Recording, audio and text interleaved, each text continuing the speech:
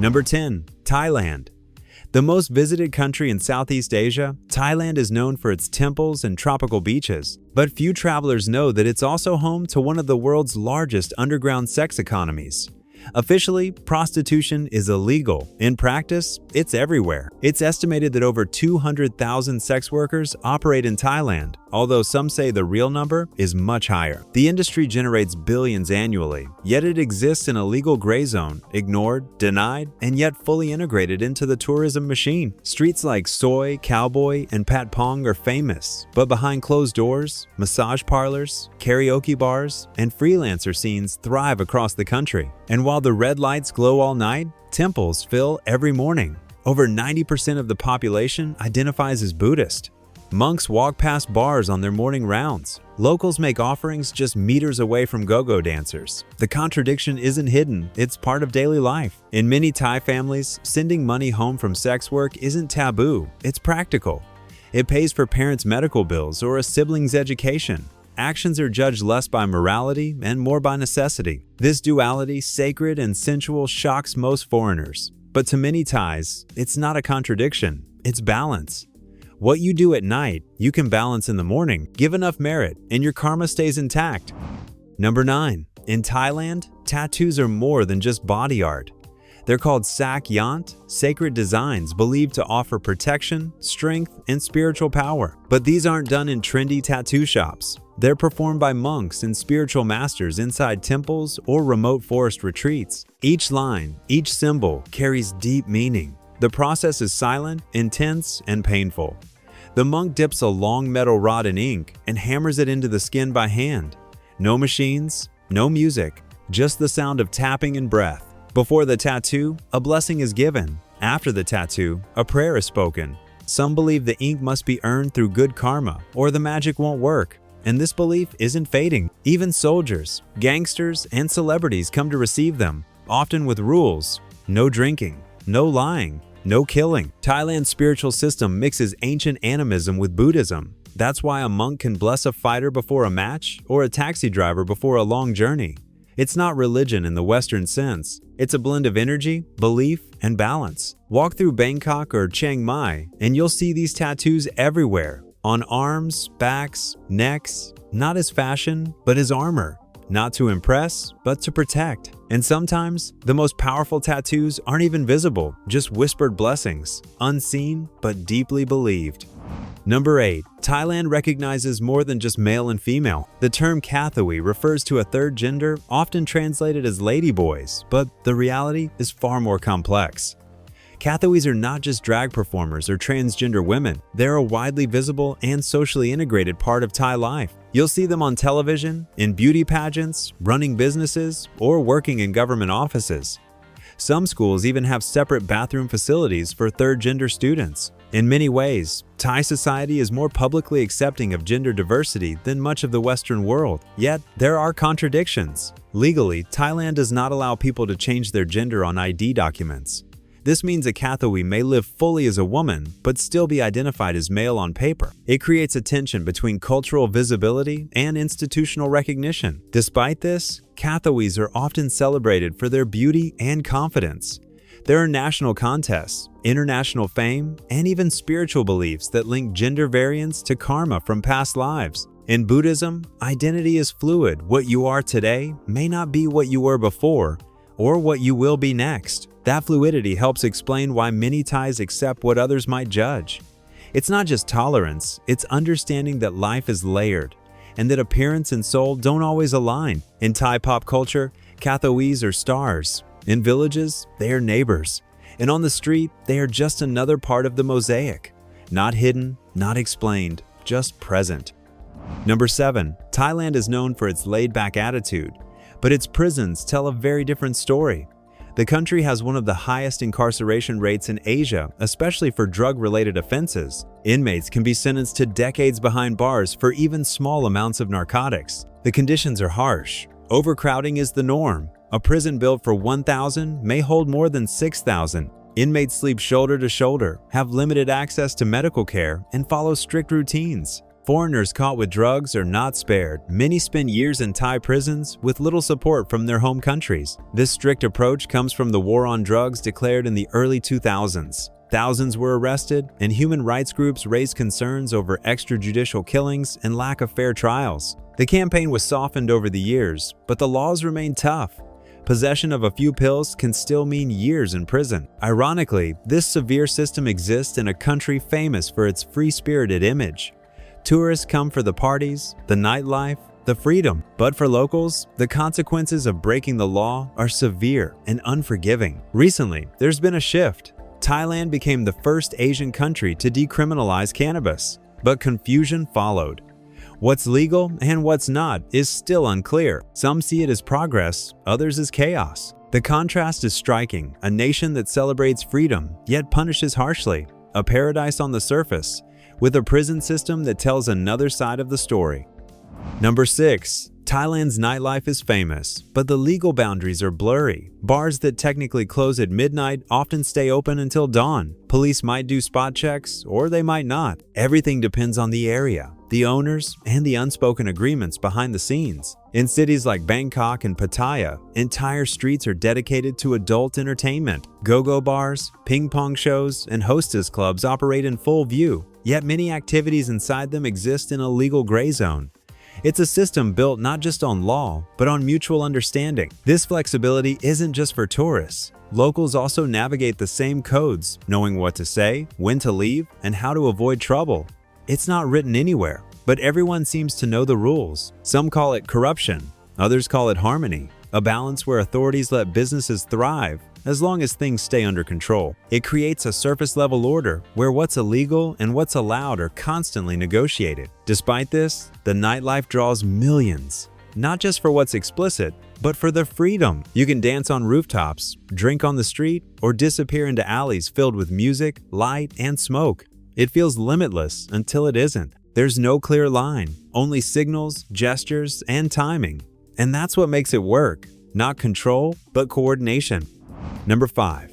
In Thailand, spirituality and excess often live side by side.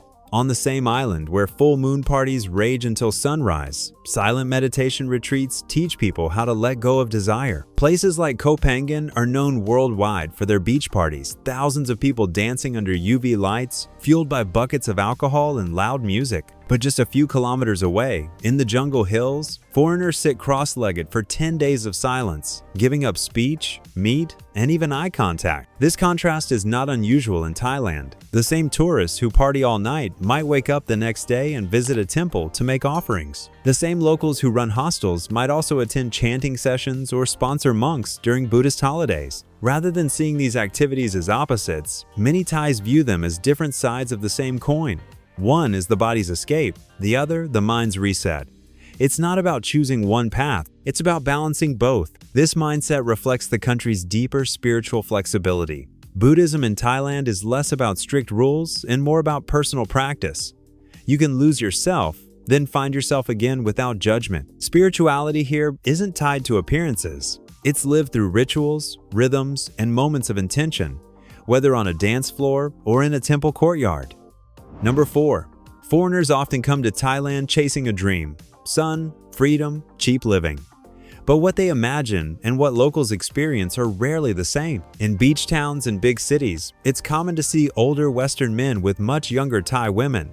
Some relationships are genuine, others are transactional. It's not just about love, it's often about survival, visas, or financial security. There's a local term for these men: farang. It simply means foreigner, but it carries layers of meaning depending on how it's said. Some Thais welcome them, others roll their eyes. Because behind the smiles, there's a quiet awareness. Not all intentions are pure. The dream of Thailand becomes something locals can't always afford to live in. Still, many Thais adapt. They rent to tourists, work in hospitality, or build businesses around foreign demand. There's tension, but also opportunity. Frustration, but also pride. Thailand lets people project what they want to see, but underneath the postcards is a complex dance between expectation and reality. Number 3. Thailand is known as the land of smiles, but not all smiles mean the same thing. In Thai culture, a smile can express happiness, politeness, embarrassment, even discomfort. This subtle language of expression helps avoid confrontation. Instead of saying no, people smile. Instead of criticizing, they stay silent. It keeps social harmony intact, but can confuse outsiders who expect directness. That's also how scams survive. Tourists might be overcharged by smiling drivers or redirected by polite strangers who help them find better deals. No aggression, just charm and confidence. It's not always malicious, it's often survival in a system with few safety nets. At the same time, this culture of politeness creates a unique strength. Thailand ranks among the safest countries for tourists. Violent crime is rare. Public spaces are clean. People help each other in small, quiet ways. Even in conflict, there's calm. Protests are orderly. Arguments stay low-key. It's not that people don't get angry, they just express it differently. Anger is seen as a loss of face, something to avoid. In daily life, this shows up everywhere. In how shopkeepers greet you, how workers deal with stress, how strangers offer help with a smile. There's power in politeness, not weakness. It's a system that works until it doesn't. When problems are too big for smiles to fix, they're often ignored. But most of the time, the smile wins, quietly.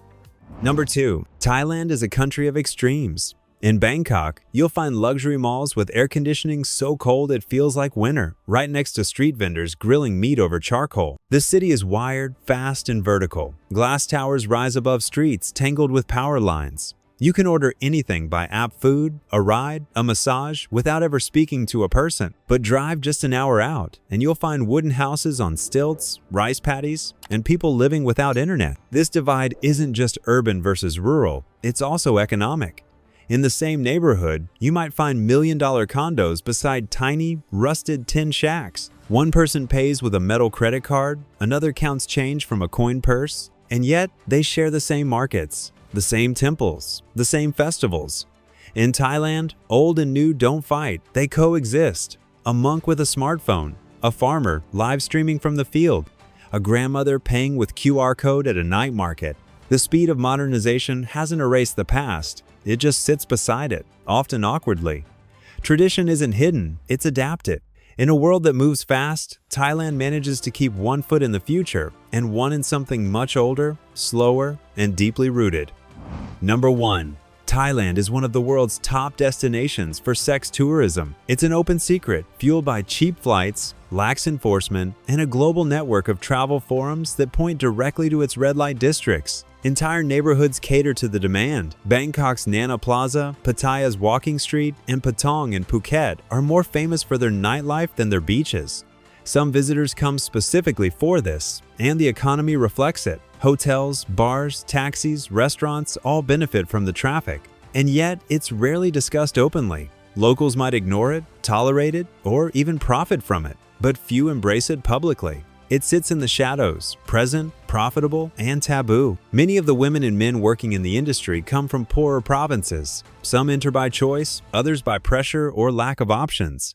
For them, sex work can mean survival, not luxury, but necessity. The government alternates between denial and regulation. Efforts to clean up certain areas happen, but the core business adapts and moves. It's a cycle that never really ends. At the same time, Thailand remains deeply religious. Families visit temples every weekend. Monks bless new homes. Merit-making ceremonies happen across the country. The spiritual life is alive, even as the nightlife thrives. It's this contradiction, devotion and desire, sacred and profane, that makes Thailand so hard to define and so unforgettable. Some places impress you. Thailand confuses you. It's not a country that fits into one idea, one emotion, or one belief. It offers freedom and faith, beauty and chaos, smiles and silence. What shocks outsiders is often normal here. What seems sinful might be survival. What looks sacred might also be profitable. The contradictions aren't mistakes, they're part of the design. In Thailand, nothing is what it first appears to be. A temple may sit behind a nightclub. A monk may hold a smartphone. A family may give alms in the morning after a night working in the bars. The layers are endless. That's why travelers leave this country with more questions than answers. Not because it's confusing, but because it forces you to question your own lens, your own values, your own sense of what's right, what's wrong, and what simply is. Thailand doesn't pretend to be perfect. It doesn't try to explain itself. It moves at its own pace, speaks its own language, and lives by its own logic. And maybe that's the most powerful thing about it. It doesn't need your approval. If this place challenged your ideas, imagine what the next country will do. Subscribe for more stories that make the world feel bigger and stranger than you ever expected.